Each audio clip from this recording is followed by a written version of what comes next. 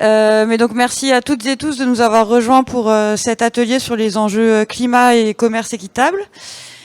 Rapidement, moi je suis Maureen Joran, je suis la coordinatrice du collectif Nourrir et très heureuse de pouvoir animer cet atelier avec vous toutes et tous.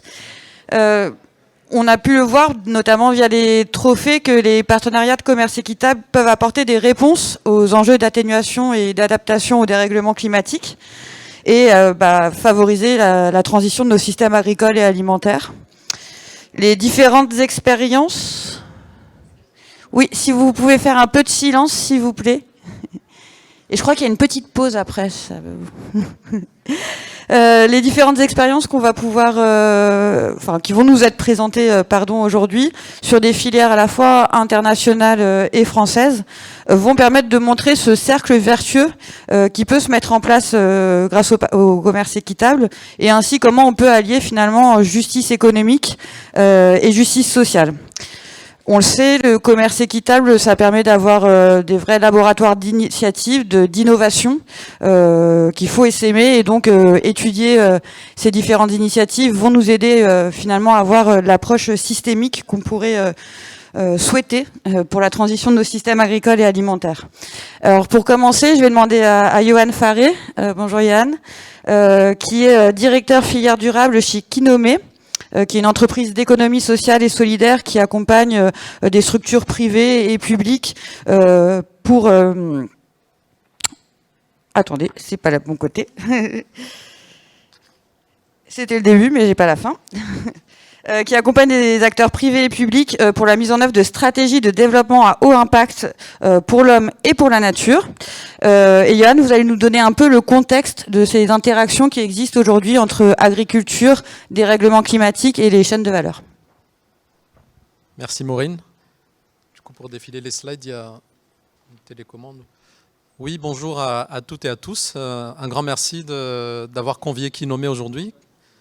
Kinomé qui n'est pas spécialiste du commerce équitable, mais qui interagit, comme nous sommes membres en fait, de la Cité du développement durable, qui interagit avec plusieurs acteurs du commerce équitable, qui est intervenu dans plusieurs de leurs projets. Et nous sommes spécialistes du développement humain en général, disons. Alors, du coup, pour défiler les slides, d'accord. Oui, peut-être la présentation, elle sera en deux parties. La première partie, c'est pour donner les grands chiffres. Certains ont déjà été cités par la Fondation Farm ce matin. Des grands chiffres par rapport au poids de l'agriculture sur l'usage des terres et sur les émissions de carbone. Les mécanismes en fait, qui peuvent être sous-jacents. Et puis ce cercle vertueux dont Maureen parlait, illustré de quelques cas concrets issus du terrain. Et à l'intérieur justement de ces cas concrets, certains cochent les cases du commerce équitable et ça répond à une partie de la question. Donc l'agriculture, en fait, ça, par rapport à la slide précédente, par rapport aux usages actuels des terres émergées, en fait, une bonne partie des terres émergées est utilisée. Une part significative de cet usage est associée à l'agriculture. Et dans la slide suivante, en fait, nous avons le poids de cette agriculture par rapport aux émissions de carbone. C'est à peu près un quart, avec les différents types de gaz à effet de serre qui sont émis par les activités agricoles. Alors, la déforestation, slide suivante, ne cesse pas pour le moment, avec une forte représentation encore de l'Afrique et de l'Amérique latine. C'est là où, alors si on met de côté les grandes forêts d'Europe centrale, c'est là où il existe encore une part importante de forêts dans le monde. Et, slide suivante,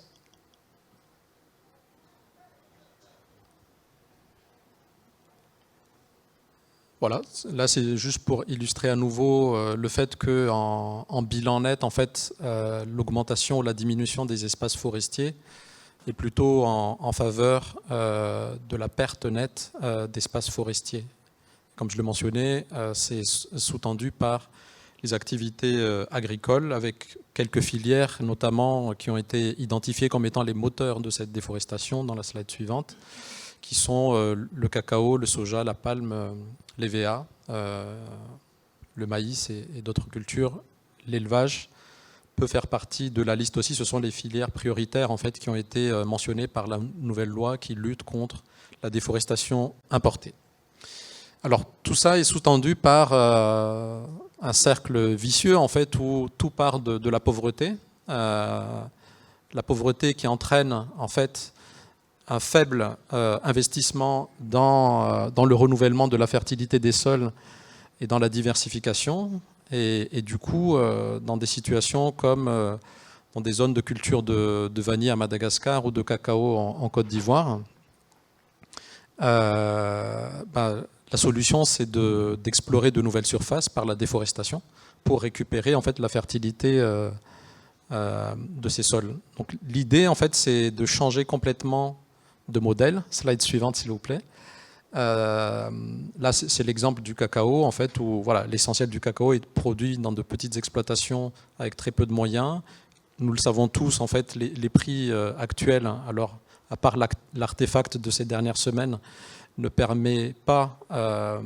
représente pas ce que coûte en fait l'entretien d'une ferme dans les règles de l'art, et tout le cycle il part de là.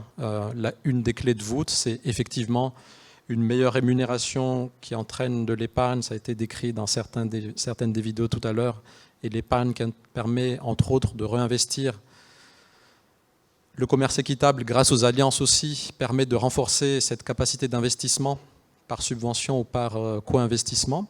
Et on peut rentrer dans un nouveau cercle vertueux. Dans la slide suivante. Là, je prends l'exemple de la vanille. En fait, nous, on a regardé, par exemple, différentes façons de cultiver la vanille. Sur Madagascar, elle est soit issue de la dégradation des espaces forestiers. On commence par extraire du bois de rose et d'autres essences précieuses. On l'installe sous la canopée de la vanille, puis on dégrade un peu autour, etc.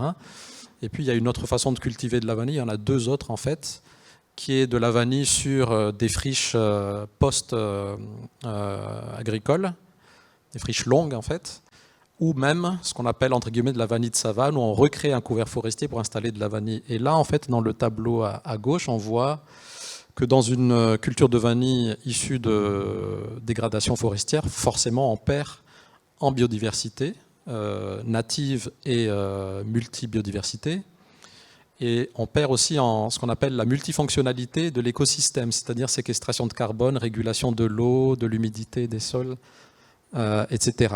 Tandis que les deux autres façons de cultiver, en fait, elles permettent d'améliorer au moins en partie ou de perdre moins en fait en termes de services écosystémiques.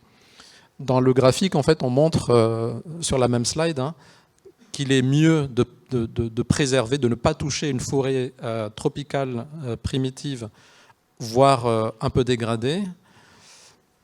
Donc ce sont les courbes en vert, tout en régénérant ce qui est déjà cultivé pour augmenter petit à petit, en fait, grâce à l'agroforesterie, à l'agroécologie, à d'autres cultures. Et là, ça nous renvoie au cycle de tout à l'heure, il faut une capacité d'investissement.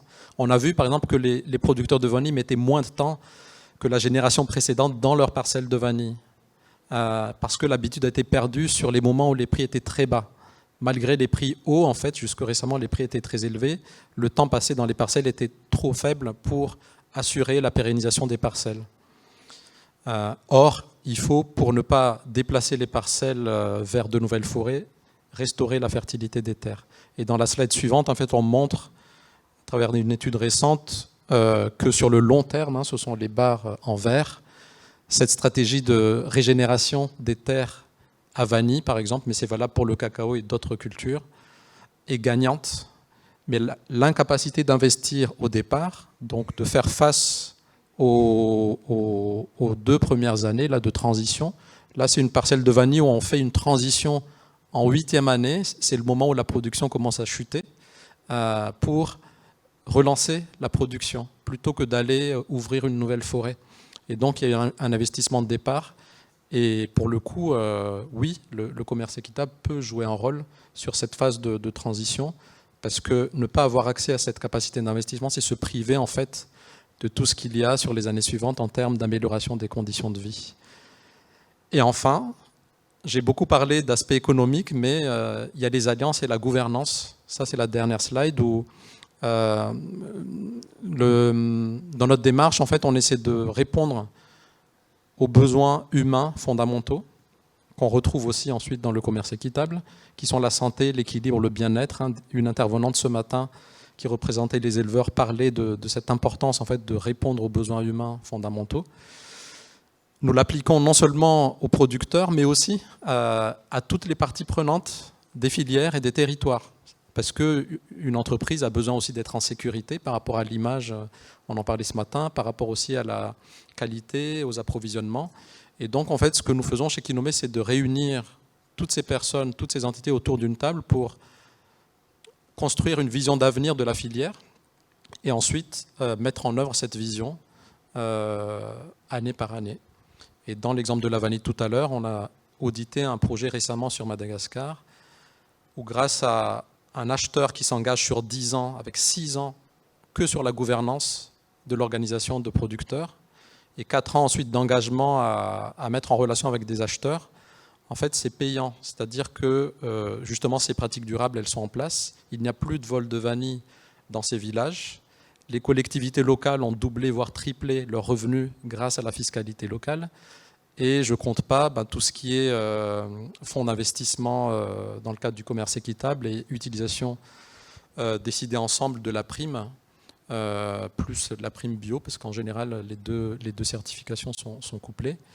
Et c'est efficace, c'est rentable, c'est bon pour l'environnement, on peut dire. Désolé pour le dépassement. Pas de souci. Merci beaucoup, Johan. Merci de nous avoir bien reposé le contexte et puis aussi d'avoir commencé à dessiner des principes d'action. Je vous propose qu'on aille voir avec des exemples concrets ce qui peut se passer dans différentes filières. On va commencer par des filières plutôt internationales avec Arthur Gauthier, qui est agronome en charge du suivi des organisations paysannes, notamment en Afrique de l'Ouest, mais je crois en Haïti aussi, mais vous nous le direz, et qui aurait dû être accompagné de Souleymane Konaté de la COPAC. Donc vous aurez compris, Souleymane n'a pas eu son visa, on le regrette tous. Mais donc Arthur, tu vas te faire le porte-parole d'Etikable et de la COPAC pour nous donner quelques exemples de partenariats qui ont été bénéfiques pour le climat. Tout à fait, on va en remettre une couche sur la COPAC, mais on travaille avec d'autres organisations Etikable. Donc la COPAC au Burkina Faso, au Kénédougou, à l'ouest du pays, qui est, on l'a dit tout à l'heure, une des plus vieilles coopératives du pays, qui a été créée juste après l'indépendance, qui compte à peu près 250 membres actuellement, et qui a la double particularité de couvrir énormément de production. Vous avez la liste en bas là, qui n'est même pas exhaustive, cajou, sésame, mangue, agrumes, hibiscus, karité, et aussi la particularité de transformer un maximum ces produits sur place par la coopérative à Orodara. Et donc là, l'idée, c'est effectivement de donner quelques petits exemples, de vous expliquer pourquoi nous, Etikable, on est parti travailler avec eux, en quoi le partenariat de commerce équitable entre Etikable et la COPAC leur permet d'avoir des actions concrètes et des résultats concrets par rapport au changement climatique qui sévit fortement au Sahel, puisque je l'ai déjà dit tout à l'heure, c'est une zone qui est extrêmement impactée, avec des périodes de forte chaleur de plus en plus fortes et surtout un régime des pluies qui est déjà pas très généreux, qui est de plus en plus erratique, avec à la fois des sécheresses et des périodes de fortes pluies qui provoquent des inondations, ce qu'il n'y avait pas avant. Peut-être qu'on peut passer à la slide suivante, s'il vous plaît. Donc il y a beaucoup d'axes à la COPAC. On a parlé de la transformation tout à l'heure lors du prix, on va y revenir, mais déjà au niveau des pratiques agricoles, qu'est-ce qui nous a beaucoup plu à la COPAC, c'est que c'est une coopérative qui ne se positionne pas uniquement, qui ne réfléchit pas à l'échelle de la filière, d'une filière rentable, comme c'est souvent le cas sur les filières internationales. On a une coopérative de cacao parce qu'on a un marché sur le cacao, puis à côté il y a une coopérative de café, et voilà. La COPAC, historiquement, c'était une coopérative de producteurs de mangue, puisque le Kénédougou, c'est une zone historique de vergers de mangue au Burkina, qui était assez mono-spécialisée là-dedans, et qui très tôt a fait le choix de réfléchir plutôt à l'échelle du système agricole, et donc à l'intérieur de la coopérative, d'offrir des débouchés et de travailler à l'échelle du système agricole, donc du verger, en diversifiant avec l'anacarde, qui est un arbre qui a historiquement été amené au Burkina pour faire du reboisement, C'est seulement ensuite qu'on s'est intéressé à ces fruits, à s'intéresser aux agrumes, mais aussi, ce qui est plus rare, à s'intéresser aussi à tous les cycles agricoles des cultures courtes, du vivrier, on va y revenir, et qui a aussi fait le choix très très très tôt du bio, ce qui est assez rare dans leur cas, dans leur zone, qui a fait très tôt le choix du bio avant même d'avoir des acheteurs qui cherchaient des produits bio, et qui a une réflexion donc très poussée sur le bio, encore une fois pas à l'échelle de la filière parce qu'il y a un client qui veut telle filière, mais à l'échelle de tout le système agricole, de toutes les fermes de leurs membres, et qui a aussi la grande spécificité de faire du plaidoyer sur le bio dans les écoles, auprès des pouvoirs publics, auprès des voisins de leurs membres, puisqu'ils ont une approche très développée autour de la réduction d'utilisation des intrants. Au Burkina, c'est un pays avec une très grosse production de coton, tout le sud du pays qui a presque une monoculture de coton depuis les temps coloniaux, coton conventionnel avec des problématiques de ravageurs importantes et donc 5, 6, 7 traitements insecticides par an. Et donc la COPAC a une approche autour de tout ça qui est très intéressante. Et donc ils ont fait tout ce travail agronomique d'essayer de lier en tout cas toutes les productions possibles dans la zone exportables, avec de l'association de cultures. Sur les arbres, ils vont mélanger les manguiers, les anacardiers, mettre de l'agrume, le caridé qui est déjà là, qu'ils préservent, pour lequel ils essayent de bâtir une filière également. Et toute une réflexion sur l'introduction des cultures annuelles sous les arbres. Je vous ai mis quelques photos d'illustration. En haut, on a de l'hibiscus sous le karité avec les manguiers au fond. En bas, on a de l'hibiscus, bon, c'est pas très net, de l'hibiscus et du sésame mélangés. Tout un travail autour des cordons anti-érosifs. C'est des choses classiques en agriculture. Puisque je vous ai parlé du régime des pluies qui est de plus en plus erratique là-bas, qui leur pose tout un tas de problèmes d'érosion. Une réflexion sur la fertilité, puisque donc ils sont en bio, ils n'utilisent pas de produits chimiques, ils n'utilisent pas d'engrais minéraux ou de synthèse. Et on va en parler après, ils ont plusieurs ateliers de transformation et ils tentent avec succès de lier les sous-produits des ateliers, faire du compost, le ramener au champ et d'avoir une approche sur le temps long de la fertilité. Encore une fois, dans un pays où tout le monde essaye de faire du coton pour avoir accès aux engrais NPK subventionnés par le gouvernement pour mettre dans les autres cultures, eux, ils prennent vraiment le contre-pied avec le compost, la fertilisation sur le temps long.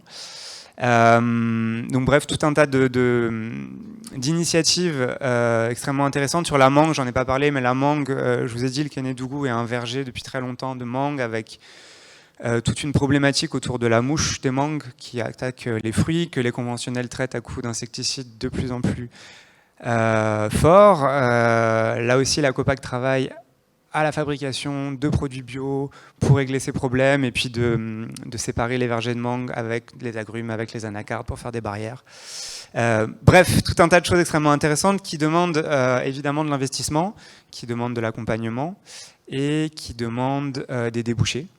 Et donc, nous, Etikable, on est tombé sur la COPAC puisqu'à l'époque, on était à la recherche d'un groupement de producteurs d'anacardes en capacité de transformer eux-mêmes leurs anacardes. On ne voulait pas acheter des noix brutes qui soient transformées dans une grosse usine à côté, ou pas à côté d'ailleurs, parce que c'est souvent très loin que ça se passe. Et donc, c'est comme ça qu'on est arrivé chez eux et on a été séduit par cette approche donc, que je viens de vous décrire, très construite autour du bio, autour de l'environnement, autour de la sensibilisation de tout le monde dans la région. Mais donc on a aussi été séduit par cette approche multisystème, multiproduit, et on les a accompagnés là-dedans, on s'est engagé, on a très rapidement commencé à acheter du sésame, à chercher à faire des produits, acheter du sésame, acheter de l'hibiscus, acheter de la mangue séchée, même si ça malheureusement ça n'a pas marché, du beurre de karité, bref, essayer de développer un maximum de produits pour sécuriser toute la chaîne. Avec aussi comme effet secondaire très intéressant que quand on achète des produits bio de culture annuelle, forcément si le sésame est certifié bio, c'est pas uniquement l'année du sésame qui est certifiée, c'est tout le champ, c'est tout le cycle. Et donc par ricochet, on va dire, ça fait que le maïs, le sorgho, l'arachide, qui vont être cultivés en rotation avec ce sésame, vont aussi être cultivés en bio, pour que le sésame qui revient 3-4 ans après puisse rester bio. Les karités qui sont dans les champs de sésame, arachide, maïs, sorgho sont aussi certifiés bio. Donc l'enjeu, c'était de trouver un maximum de débouchés rémunérateurs en bio, en commerce équitable à ces produits pour pouvoir maintenir en bio tout le cycle, y compris les produits vivriers. Juste, Arthur, je suis désolée, il reste 1 minute. Et bah très bien. Et ben hop, slide d'après. Donc ça, on en a déjà parlé lors de la remise du prix. Ils ont aussi une approche extrêmement innovante sur la transformation. La pyrolyse, voilà, je vous en reparle pas. 100% énergie propre, ils consomment plus du tout de gaz. Dans un pays où le gaz qu'ils utilisaient auparavant est subventionné par le gouvernement pour limiter la déforestation, puisque sinon les gens utilisent du bois de chauffe pour cuisiner.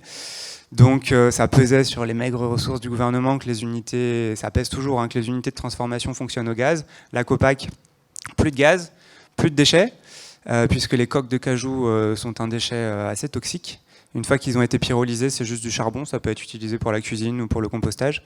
Ils ont tout un travail, je vous en ai parlé à l'instant, sur les déchets de mangue, tout un travail de les composter et de les ramener au champ pour avoir un cycle de la fertilité dont je viens de vous parler. Et il y a toute une approche sur la création d'emplois. Ils ont fait le choix d'une manière de transformer résiliente et sobre, avec peu de machines, avec beaucoup de main-d'œuvre, ce qui peut surprendre au début. Mais c'est un choix de créer de l'emploi dans une zone très déshéritée du Burkina Faso, où il y a très très peu d'emplois. Et c'est une demande locale, c'est une volonté de la Copac, au-delà de créer de la valeur pour les producteurs, pour les membres de la coopérative, de créer un maximum d'emplois pour les gens de la zone. Il y a beaucoup de femmes qui travaillent dans l'unité d'Anacard, qui travaillent dans l'unité de Mangue. Là on voit en bas, là, ils sont en train de vanner le sésame. Qui ont besoin de cet emploi pour payer la scolarité des enfants, contribuer aux frais du ménage. Et c'est un choix de la Copac de pas trop s'industrialiser. Ils pourraient acheter des machines pour décortiquer l'anacarde, ils pourraient acheter des machines pour vanner le sésame. C'est un choix de leur part de rester un maximum manuel pour aussi avoir de l'impact au niveau social. Et là, on sort du changement climatique. Bref, et donc toute cette approche transformation, qui est extrêmement importante, ça je vous explique rien, pour remonter la chaîne, capter de la valeur ajoutée. Là aussi, le commerce équitable a un impact fort, avec la prime évidemment, mais aussi avec la stabilité, puisque quand on investit dans un atelier, on a besoin de déboucher sur le temps long. Ils ont bénéficié de l'accompagnement d'Équité 1, d'Équité 2, et on déplore vraiment amèrement qu'ils soient sortis de Équité 3.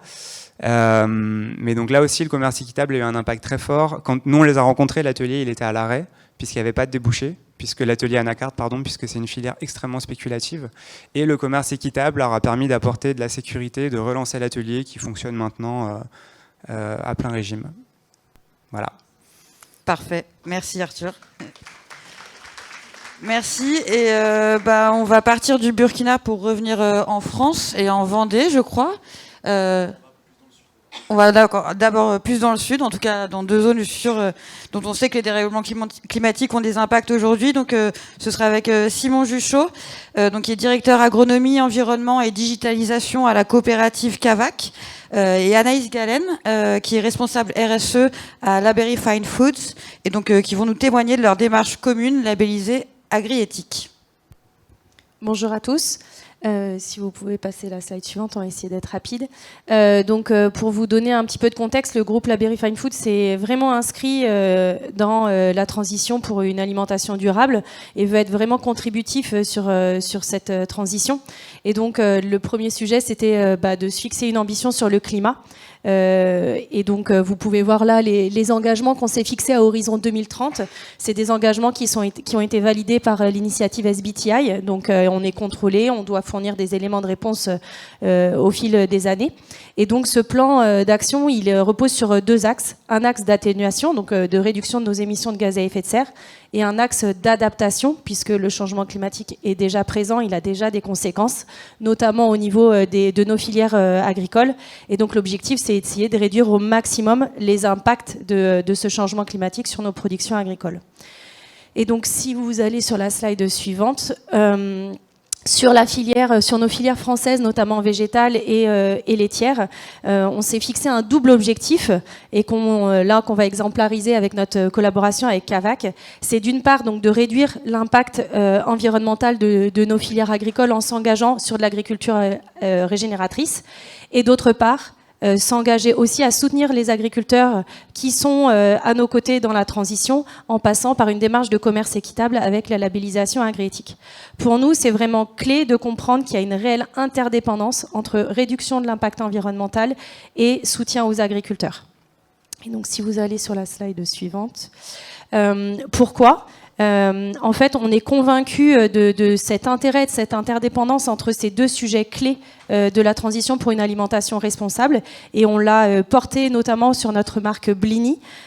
Pourquoi ? Le premier point, c'est que ça permet une relation de proximité avec l'amont agricole. Historiquement, en fait, nous, par exemple, sur le houmous, on achetait des pois chiches surgelés blanchis, donc on n'avait pas l'accès direct aux agriculteurs et aux coopératives.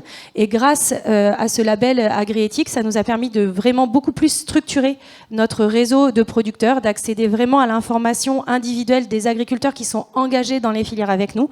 D'ailleurs, on est présent aux formations à côté des agriculteurs, et de pouvoir vraiment faire des diagnostics qui sont vraiment spécifiques à chacun des agriculteurs qui se sont engagés à nos côtés. Et ça, le label agriéthique nous le permet, puisqu'on contractualise jusqu'à la coopérative qui elle-même contractualise jusqu'aux agriculteurs. Donc ça nous permet d'avoir un état des lieux très spécifique et particulier à nos filières, et de pouvoir après engager des démarches de progrès qui sont vraiment adaptées à leurs besoins.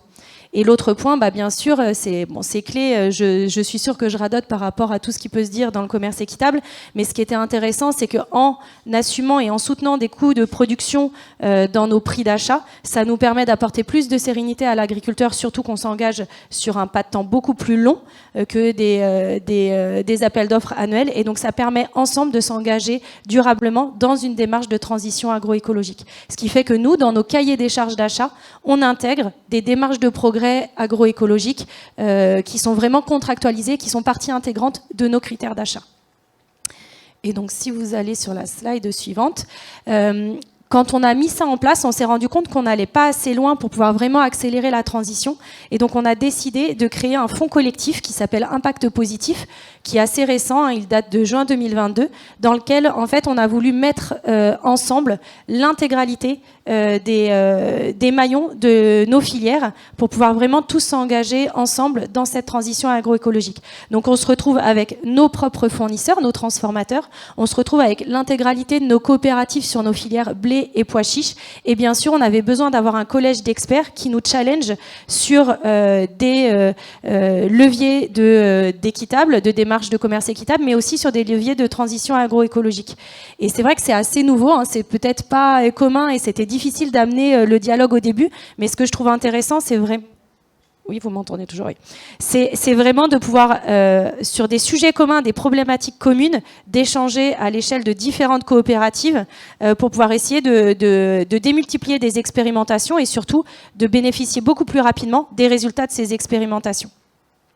Et donc, par exemple, un des projets qui est financé par Impact Positif, si vous allez sur la slide suivante, c'est le financement d'un programme d'accompagnement de la coopérative Cavac qui produit pour nous les pois chiches, qui s'appelle le programme Sol Vivant, qui est en fait un programme qui est porté par la fondation Earthworm, qui est plus connu aujourd'hui dans les Hauts-de-France, notamment sur des cultures industrielles type pommes de terre, mais que nous, on a voulu déployer sur le pois chiche, puisque c'est une matière éminemment stratégique pour nous, puisqu'on produit beaucoup de houmous. Et donc, dans le cadre de ce programme, ce qui nous a intéressés, c'est que le programme était non dogmatique. On n'était pas avec un cahier des charges descendant, on laissait la parole aux coopératives pour savoir quelles étaient les pratiques les plus pertinentes à mettre en œuvre. Et donc, voilà, ça part sur de la formation, du diagnostic d'exploitation pour avoir un bon état des lieux, et après des recommandations de pratiques en accord et en écoute avec la coopérative. Et donc, je vais laisser la parole à Simon pour pouvoir un petit peu plus parler justement des pratiques qui sont expérimentées. Allô. Oui, pour illustrer un petit peu tout ce que vient de dire Anaïs, effectivement, nous, au niveau de la Cavac, on s'est lancé dans un plan assez ambitieux de transition agroécologique auprès de nos exploitations. Globalement, ce dossier de la transition agroécologique, de l'agriculture régénérative, c'est un dossier qui n'est pas nouveau. Il y a quelques pionniers qui expérimentent cette transition depuis longtemps dans les exploitations. Par contre, aujourd'hui, notre vrai challenge, c'est de passer de cette phase de pionnier à cette phase de démultiplier ça sur l'ensemble de nos producteurs. Et par contre, effectivement, pour démultiplier, il y a besoin de lever un certain nombre de freins. Tout d'abord, des freins techniques. On a besoin aujourd'hui d'accompagner de manière très importante nos producteurs pour les accompagner sur cette cette transition agroécologique. Et puis un frein, et ça reprend un petit peu tout ce qui a été dit, c'est aussi la gestion du risque. Ce qu'il faut comprendre pour un agriculteur aujourd'hui, c'est quand il s'engage dans une démarche de transition agroécologique, la transition aujourd'hui, grâce aux pionniers qui ont travaillé depuis une vingtaine d'années sur ce dossier, on est capable aujourd'hui de faire une transition agroécologique, au lieu de mettre une dizaine d'années, on arrive avec les connaissances qu'on a acquises à la faire à peu près en 5 ans. Par contre, dans cette phase de transition de 5 ans, on a une vraie prise de risque pour l'agriculteur sur lequel il a besoin d'être accompagné techniquement. C'est l'objet du travail qu'on fait avec la BERI au travers des formations, c'est un élément essentiel. Mais il a aussi besoin d'être accompagné financièrement, et ça c'est un point extrêmement important du dossier. Et vous comprenez bien aujourd'hui tout l'intérêt qu'il y a dans ce schéma-là de pouvoir contractualiser via des filières équitables pour accompagner l'agriculteur sur un temps long. Quand je vous dis aujourd'hui une transition, c'est 5 ans minimum, il faut qu'on soit capable d'accompagner nos agriculteurs sur un temps long. Et aujourd'hui, toutes les filières équitables, toutes les démarches qu'on est capable de mettre en place avec nos partenaires permettent d'assurer aux agriculteurs cette transition. Voilà.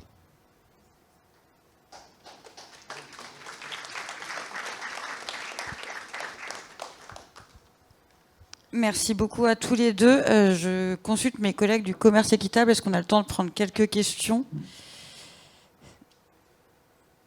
Alors, est-ce qu'il y a une ou deux questions? Profitez-en, on a eu l'autorité.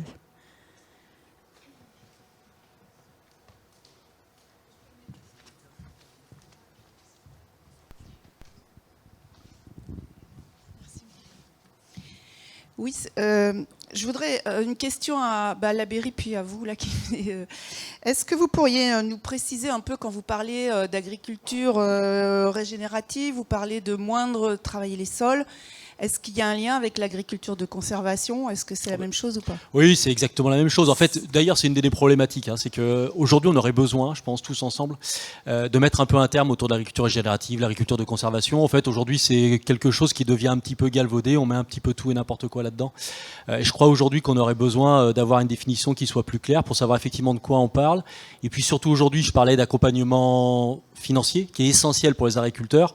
Le commerce équitable est un des leviers pour avoir des accompagnements financiers, mais c'est pas le seul. Oui. Aujourd'hui, il faut que l'État, il faut que les collectivités, les pouvoirs publics s'engagent aussi dans cette transition.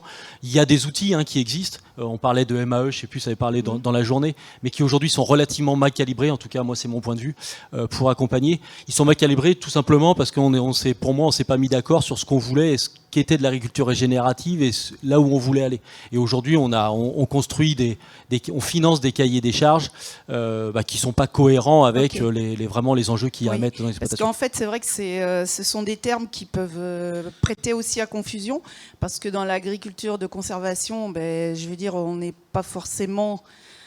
On a parlé ce matin en quelqu'un qui a dit qu'ils excluaient les HVE. Enfin, je veux dire, l'agriculture de conservation, c'est un peu ça. Et du coup, est-ce que vous engagez plus à être dans une agriculture justement qui va tendre vers le bio ou pas? Parce que l'agriculture générative n'est pas du tout une agriculture forcément, mais vous l'avez raison de le dire, vertueuse à ce jour. Voilà, c'était parce que je crois que par rapport à nos engagements de commerce équitable, c'est important aussi de définir ça. Alors nous, clairement, l'enjeu, c'était vraiment d'avoir un impact le plus large possible et de pousser à la transition à grande échelle, comme un peu l'a dit Simon. Donc le maître mot, c'était de ne pas être élitiste ou trop sélectif dans les agriculteurs qui étaient engagés à nos côtés, si ce n'est qu'ils étaient complètement motivés pour engager des changements de pratiques pour pouvoir avoir justement un impact en termes de réduction des gaz à effet de serre ou même de mettre en place des pratiques qui leur permettaient d'être plus résilients face au changement climatique. Donc on n'a pas fixé de cahier des charges strict et c'était tout l'enjeu de trouver une bonne, on va dire, une bonne entité tierce qui faisait le rôle d'expert et de challenger pour être sûr que justement on n'était pas dans du greenwashing et ce qu'on annonçait, on s'engageait vraiment. Par contre, l'objectif clairement pour nous, ce n'est pas obligatoirement de s'engager sur du bio, c'est vraiment de pousser à la transition et d'accepter au sein de nos agriculteurs les différents niveaux de maturité qui peuvent exister dans les différentes approches agricoles. Si je peux juste rajouter un petit point, effectivement, sur la CAVAC, on a grosso modo 10 à 15% d'exploitations qui sont en bio, donc il n'y a pas de sujet. Si on peut aller sur ce dossier-là, on ira. Ce qu'il faut comprendre aujourd'hui, c'est que l'agriculture régénérative bio, c'est certainement ce qui est techniquement le plus compliqué à mettre en œuvre. Je pense qu'effectivement, c'est le point sur lequel on veut aller. Aujourd'hui, il faut avoir conscience aujourd'hui que l'agriculture régénérative bio, on a encore du travail, on a encore beaucoup d'expérimentations à faire pour réussir à le mettre en place. Aujourd'hui, on a un groupe d'environ 90 agriculteurs en bio qui travaillent sur ce sujet-là au quotidien. Malgré tout, c'est un sujet qui est extrêmement complexe. On y travaille, mais il va falloir encore quelques années pour réussir à le mettre en place de manière, de déployer de manière très importante sur l'ensemble du territoire. Merci Simon Anaïs pour ces précisions. Une dernière question. Ok, en fait, ma question venait à Simon et Anaïs. En fait, je voulais savoir comment vous entrez en contact avec vos partenaires, surtout les partenaires ouest africains. Et quand tout l'intérêt de se trouver aujourd'hui, c'est de partager cette expérience. J'ai bien apprécié ce que vous faites en bourse, surtout le changement de culture, de rotation, tout ça. Nous, on écoute cela et on essaie de mettre ça en place. Mais malheureusement, comme vous le savez, ce n'est pas du tout facile pour les producteurs de s'engager et surtout les coopératives de s'engager sur ces genres de chemin.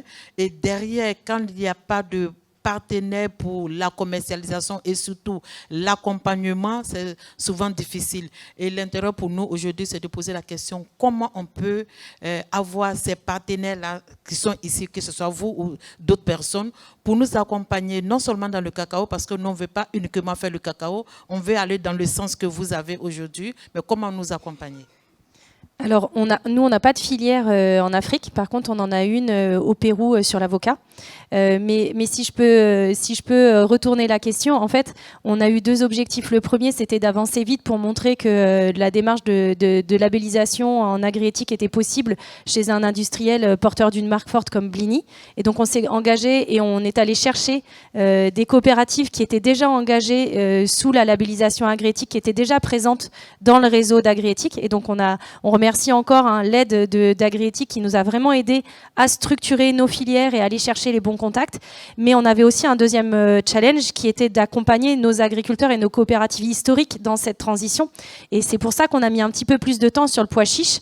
On a pu travailler assez rapidement avec Cavac, mais on travaille avec d'autres coopératives parce que comme c'est une matière première stratégique, il faut qu'on ait plusieurs territoires de production.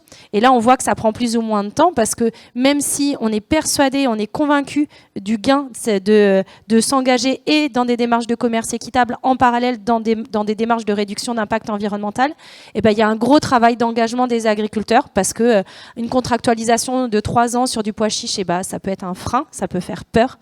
Et donc, ça prend du temps. Et c'est aussi l'objectif de cette association, c'est de parler des freins et d'essayer de les lever. Donc, nous, on les a fait à l'échelle de nos filières où on est sur du blé et du pois chiche, mais on espère qu'on pourra l'ouvrir plus largement à de nouvelles filières demain qui font partie des produits, des ingrédients clés de nos produits. En tout cas, pour répondre à votre question, moi, je pense qu'il faut aussi énormément se reposer sur les labels de commerce équitable qui sont facilitateurs de réseaux, à la fois sur le réseau de l'aval comme sur le réseau de l'amont pour pouvoir justement mettre en place de plus en plus de relations commerciales vertueuses en bénéficiant justement de ce travail qui est déjà engagé. Alors on arrive déjà à la fin de cet atelier, c'est passé très vite. Je vais vous faire la même commande que Damien Conaré avait fait ce matin aux intervenants. Il n'y aura pas de vote, je vous préviens, pas besoin de prendre vos téléphones portables. Mais donc si vous identifiez une proposition, un levier majeur qui devrait être mis en œuvre à promouvoir pour justement s'attaquer à ces enjeux climatiques, lequel serait-il ? Alors, comme on est cadré par cette histoire de changement climatique, nous, ce qu'on avait en tête, c'était quelque chose autour du bio.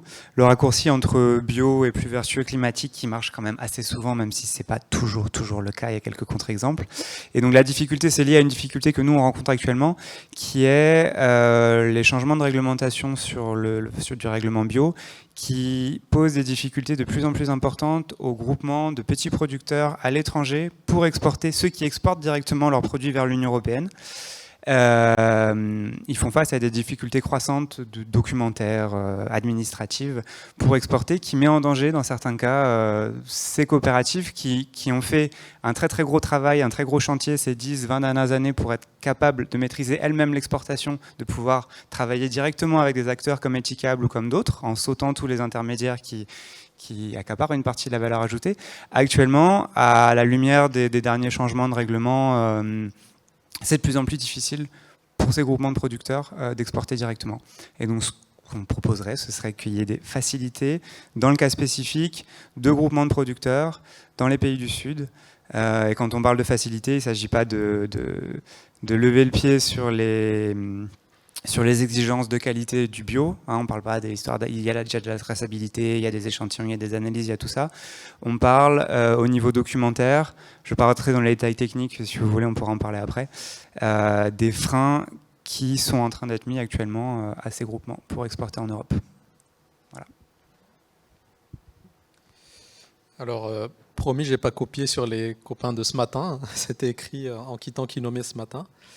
Il y a une loi contre la déforestation importée, en fait, de faire la même chose par rapport aux revenus de vie digne, c'est-à-dire de lutter contre la pauvreté importée.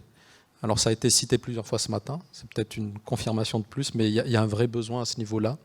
Ça peut aller jusqu'à ce que le consommateur, par exemple, sache quelle a été la rémunération du producteur par rapport aux produits, à la vanille ou au cacao, peu importe, qu'il est en train d'acheter.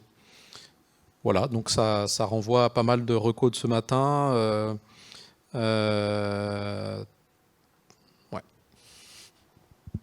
Merci. Simon. Moi, ça va être assez simple. Aujourd'hui, pour moi, le vrai enjeu qui coche toutes les cases, c'est la transition agroécologique vers l'agriculture régénérative. Avec ce levier-là, on résout le problème que nous, on a dans les exploitations agricoles, c'est qu'on augmente la fertilité de nos sols. Et en augmentant la fertilité de nos sols, on réduit la dépendance de nos exploitations aux engrais minéraux qui sont fortement émetteurs d'émissions, comme vous le savez. Et on augmente notre capacité à stocker le carbone présent dans l'air et à le remettre dans nos sols. Et donc aujourd'hui, le levier qu'on doit mettre en place et qui doit être actionné, c'est d'accélérer la transition agroécologique des exploitations vers une agriculture régénérative. Et pour ça, comme je vous l'ai dit, pour connaître très très bien le monde agricole, il faut qu'on soutienne nos agriculteurs sur la gestion de risque pendant la durée de transition. Et là, on doit mettre en œuvre des leviers financiers pour gérer cette transition. Et si on le fait aujourd'hui, une grande partie des agriculteurs sont mûrs. J'aurais certainement pas dit ça il y a encore 2 ou 3 ans. Mais je pense qu'aujourd'hui, avec les enjeux climatiques auxquels on fait face là, depuis 2-3 ans, réellement le monde agricole est mûr pour engager cette transition. Et pour rebondir sur ce que dit Simon, pour moi, il n'y a pas de transition sans financement. Aujourd'hui, il y a une grosse problématique justement de financement. Qui porte ce financement-là? Chacun essaie de le faire dans son coin. Et pour moi, l'un des enjeux, c'est comment est-ce qu'on met en place des coalitions fortes à l'échelle territoriale, publique-privée, où on trouve d'autres intervenants du privé qui souhaitent investir aussi de manière partagée sur l'ensemble des produits valorisés des exploitations dans ce territoire-là.